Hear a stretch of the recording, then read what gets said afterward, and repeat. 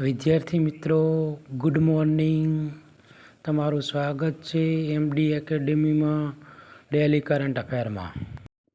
તો વિદ્યાર્થી મિત્રો, આજે પહેલો ક્વેશ્ચન છે તમારો કે વિશ્વમાં આત્મહત્યા નિવારણ દિવસ ક્યારે ઉજવવામાં આવે છે? તો મિત્રો, 10 સપ્ટેમ્બરના દિવસ વિશ્વ આત્મહત્યા નિવારણ દિવસ ઉજવવામાં આવે છે. તો સમગ્ર વિશ્વમાં આત્મહત્યા પ્રવૃત્તિ રોકવા માટે તથા એ અંગે લોકોમાં જાગૃતિ ફેલાવવા માટે દર વર્ષે 10 સપ્ટેમ્બરના રોજ વિશ્વ આત્મહત્યા નિવારણ દિવસ ઉજવવામાં આવે છે. કે 10 સપ્ટેમ્બર 2023ના રોજ વર્લ્ડ હેલ્થ ઓર્ગેનાઇઝેશનના સહયોગથી international association four suicide prevention દ્વારા બંનેના સહયોગથી આ એક પહેલ ચાલુ કરવામાં આવી છે અને 2024થી લઈને 26 સુધી તેની થીમ રહે changing the narrative on suicide. આમ કોઈ પણ જે અપર ક્લાસ 3ની એક્ઝામ હોય એમાં આ થીમો પૂછાતી હોય એટલે આ પ્રશ્ન મોસ્ટ ટાઈમ પીસે બધી એક્ઝામ. ભારતે પેરા ઓલિમ્પિકમાં 29 ચંદ્રો જીત્યા છે, જે ઓલિમ્પિક કરતાં 5 ગણા વધુ હોય. પેરા ઓલિમ્પિકમાં આપણે ટોટલ 7 ગોલ્ડ, 9 સિલ્વર ને 13 બ્રોન્ઝ એમ કરીને 29, જ્યારે ઓલિમ્પિકમાં આપણને એક પણ ગોલ્ડ મળ્યો નહીં અને 1 સિલ્વર મળ્યો છે અને 5 બ્રોન્ઝ, ટોટલ આપણે 6 મેડલ મળ્યા છે. બરાબર.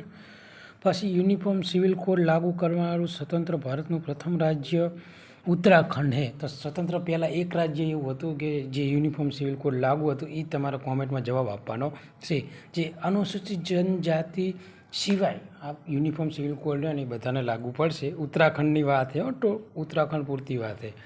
અને લગ્નના છૂટાછેડા, લિવ ઇન રિલેશનશિપની દરખાસ્તો, આ બધું યુનિફોર્મ સિવિલ કોડની અંદર જ આવશે. એટલે સ્વતંત્ર ભારતનું પ્રથમ રાજ્ય છે ઉત્તરાખંડ. એટલે આ ક્વેશ્ચન બધી એક્ઝામ માટે મોસ્ટ આઈએમપી છે, તો તમે આ ક્વેશ્ચનને યાદ રાખજો, આ આગળની એક્ઝામમાં પૂછાશે. ચોથો પ્રશ્ન છે, હાલમાં મંકી પોક્સના કેસ કયા જોવા મળ્યા છે? તો દિલ્હી. મંકી પોક્સ એક વાયરલ રોગ છે. મંકી પોક્સ એટલે તમને ફોલ્લા થાય, તાવ આવે ને લસિકા જે છે તો તમને ગાંઠો જોવા મળે છે. પછી પાંચમો ક્વેશ્ચન છે કે 2 વર્ષથી નાના બાળકોને મોબાઈલ વાપરવા ઉપર પ્રતિબંધ મૂકનાર દેશ કોણ છે? સ્વીડન. અને 6 થી 12 વર્ષના બાળકો માટે 3 કલાક મોબાઈલ વાપરવા માટેના નિયમો એમને બનાવ્યા છે. એટલે સ્વીડન પ્રથમ દેશ છે જે 2 વર્ષના બાળકો નીચે પ્રતિબંધ મૂક્યો. છઠ્ઠો ક્વેશ્ચન છે કે પર્યાવરણ મંત્રી દ્વારા હાલમાં સ્વસ્થ સર્વેક્ષણ પુરસ્કાર શ્રેણીમાં સ્વસ્થ વાયુ 2024 કોને આપવામાં આવ્યો છે? તો સુરતને આ એવોર્ડ પ્રથમ મળ્યો છે અને આ એવોર્ડ એ પર્યાવરણ મંત્રી ભૂપેન્દ્ર યાદવે 7 સપ્ટેમ્બરના રોજ આપ્યો છે. બીજા નંબરે છે જબલપુર છે મધ્યપ્રદેશનું. ત્રીજા નંબરે છે આગ્રા જે યુપીમાં આવેલું છે. 7મો પ્રશ્ન છે તાજેતરમાં 900 ગોલ કરનાર વિશ્વનો પ્રથમ ખેલાડી કોણ છે? તો ક્રિસ્ટિયાનો રોનાલ્ડોએ 300મો ગોલ માર્યો છે. બરાબર છે ને? તો ક્રિસ્ટિયાનો રોનાલ્ડોને તમે બધા સારી રીતે ઓળખતા હશો. 8મો ક્વેશ્ચન છે પેરા ઓલિમ્પિકનું ઉદ્ઘાટન અને સમાપન કોના દ્વારા કરવામાં આવ્યું હતું? તો સુનીત અંતાણીએ, મારી ટાઈપિંગ મિસ્ટેક છે અહીંયા, અને સમાપન હરગોવિંદ પિતિયાલ.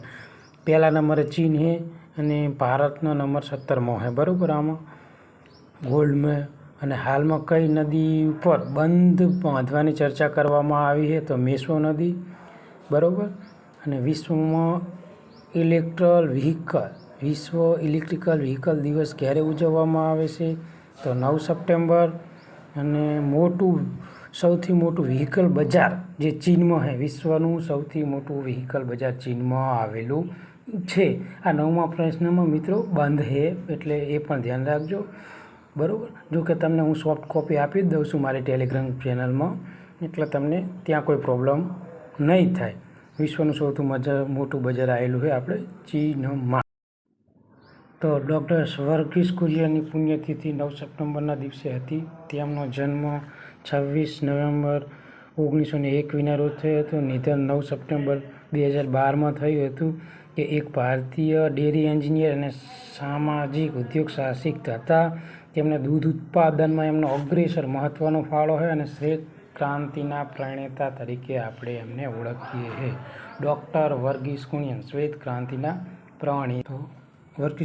શ્વેત ક્રાંતિના પ્રણેતા હતા. તેથી તેમને ભારતના શ્વેત ક્રાંતિના પિતા પણ તરીકે ઓળખવામાં આવે છે. તેમને રેમન મેક્સવેલ એવોર્ડ બરાબર 1964માં મળ્યો છે, પદ્મશ્રી 65માં અને પદ્મ વિભૂષણ 66માં.